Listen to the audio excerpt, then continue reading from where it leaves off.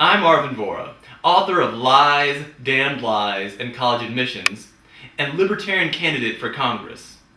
Libertarians and many others have recognized that the problem in our school systems, in our secondary school systems, is the utter lack of competition between schools and the lack of parental choice. Unless you're very wealthy, you basically have one choice when it comes to school, and you don't really have any ability whatsoever to go to any different type of school.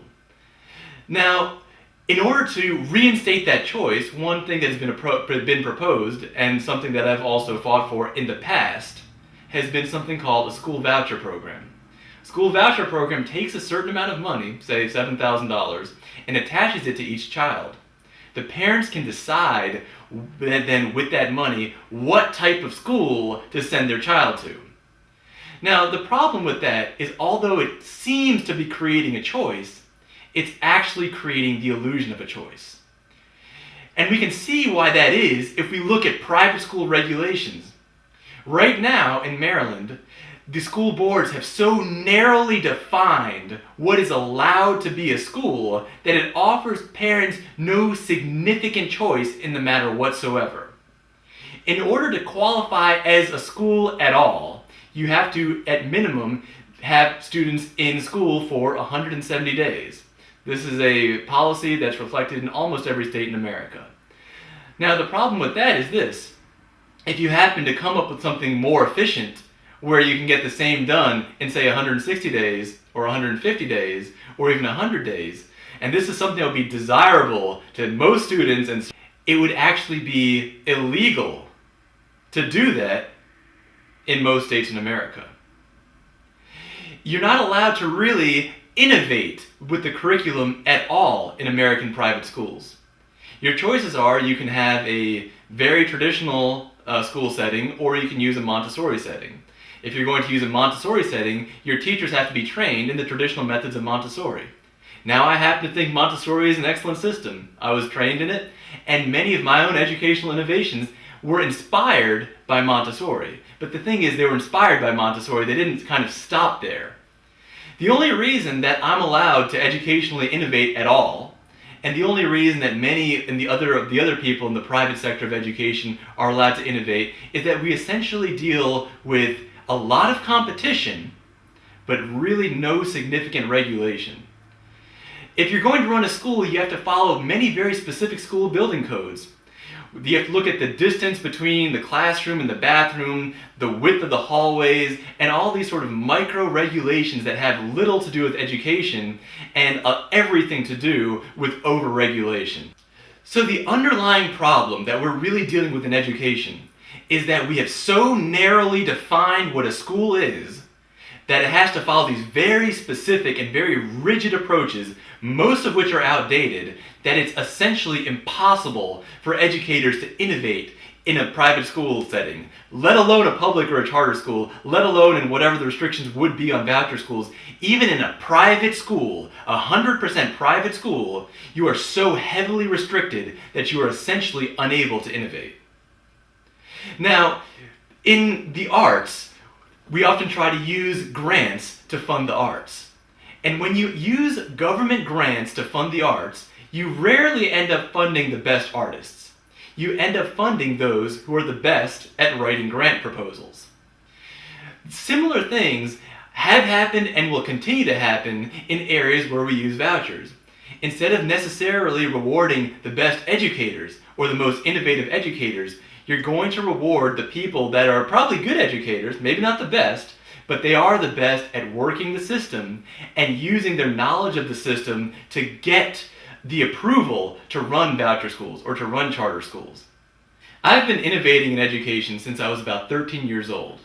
I took my first college course at age 13, and I actually got a score of 5 on 10 different AP exams.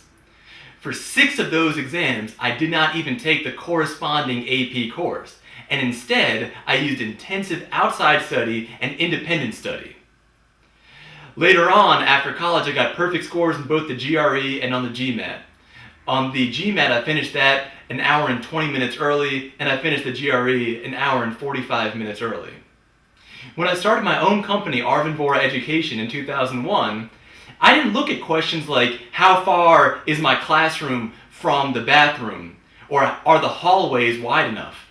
I didn't need to ask that question because it was taking place in a studio apartment. There was no hallway to the bathroom. It was all pretty much right there. Most of my clientele in the early days was extremely wealthy. They came from private schools in the local area.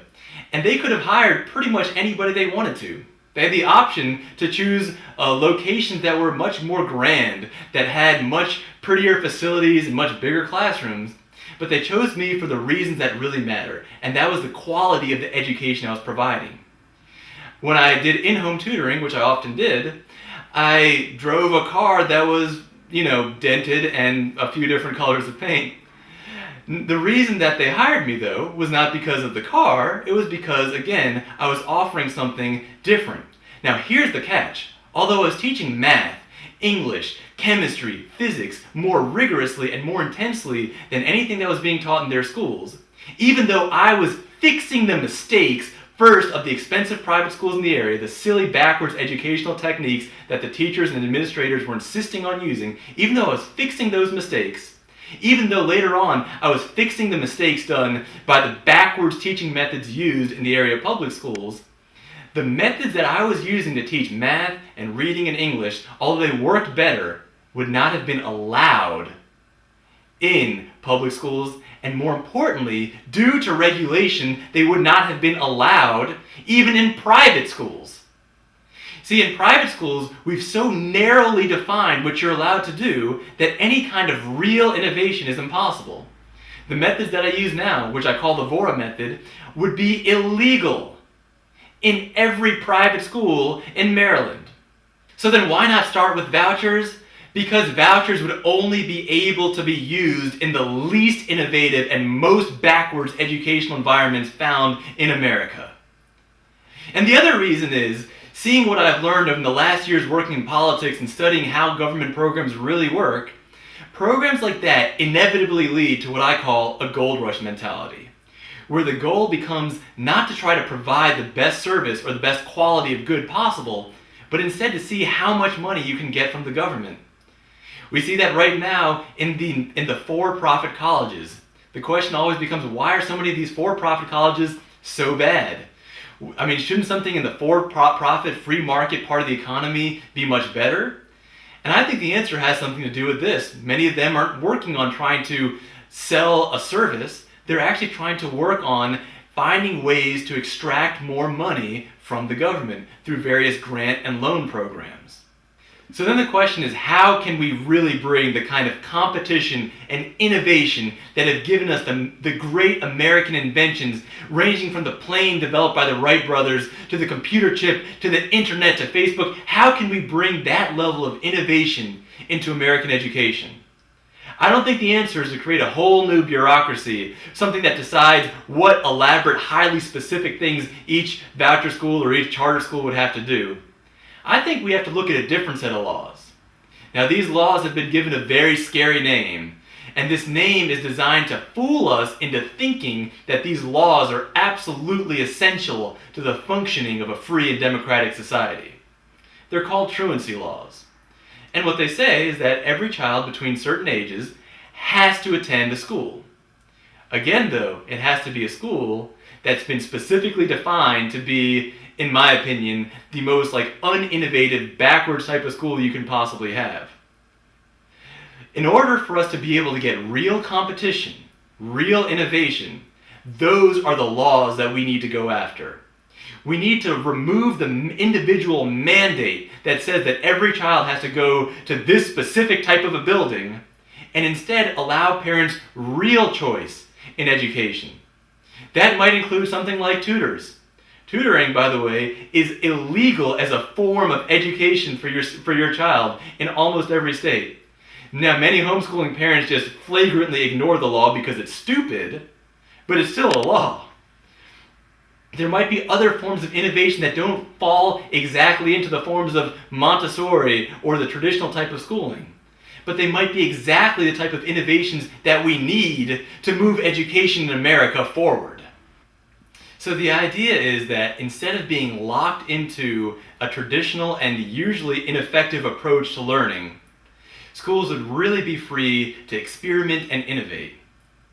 Now, the word experiment sometimes terrifies people because people think that experimentation is just randomness. Now, that might be how government experimentation works, but let me explain how experimentation works in the private sector. If you want to understand, take a look at any painting. A great artist like Picasso experiments and he innovates, but that doesn't mean he takes every single possible combination of colors and puts it on a page. Innovation is built on experience. It's built on taking everything that you've learned, everything you can apply, making little micro changes, coming up with better systems. In other words, everything that's missing right now from American education. It's important to point out, though, that getting rid of truancy laws does not automatically mean shutting down every public school. It does mean allowing people the option of pursuing education outside of traditional school systems that actually work for them and gets them the results that they want. Now, the question that people always ask in this type of a discussion is, what happens to those with less money? Obviously, those with more money will be happy because they can just pursue whatever education works the best for them. But those who are poor might not have the kind of money to pursue one of these schools that are outside the traditional school system. Here's the thing about innovation and competition. It tends to drive down price as long as overregulation doesn't mess with it. The other question, though, that people really ask is, what about the ultra poor? What about those that don't even have $1,000 a year to spend on their kids' education? Who don't even have $100 a year to spend on their kids' education? Aren't they going to be left out of this entire cycle of innovation? Well, I think that's where the idea of free schools come in. Now, the question you might ask is, what type of person in their right mind would ever start a free school? Well, you're looking at one right now.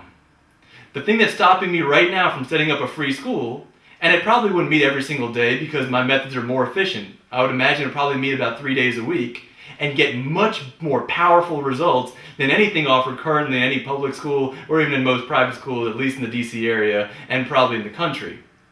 Now, what stops me right now is that I can't afford it. Not that I can't afford to educate students and that I don't have enough time, I certainly have that, but I don't have the resources to go through all the legal hurdles and just backwards processes, the ridiculous building codes, the silly requirements that require me to teach an extremely ineffective and inefficient curriculum. I don't have the interest in that, and I certainly don't have the money to overcome all the legal obstacles. Over the last decades, we have seen incredible innovations in the internet. And one of the main reasons for that is that the startup cost for any website is usually relatively low. You don't have to buy a building or measure the distance between the office and the bathrooms. The only thing that you have to worry about is your hosting fees and your own innovation. The only thing in the universe that I know of that has an even lower startup cost than an internet website is education. Great education only really requires a pencil and a paper.